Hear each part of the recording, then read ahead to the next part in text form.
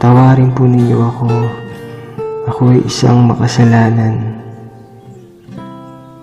Patawarin po ninyo ako dahil ako ay isang mapagmataas na hindi ko ni minsan nilingon ang aking pinanggalingan.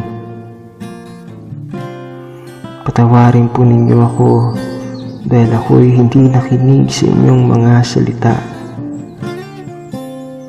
na dati ay aking napakinggan, ngunit akin itong isinawalang bahala.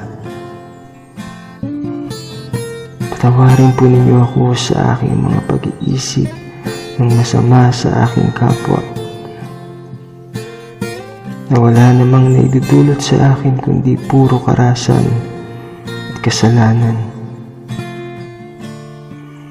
Ako'y isang makasalanan, Panginoon,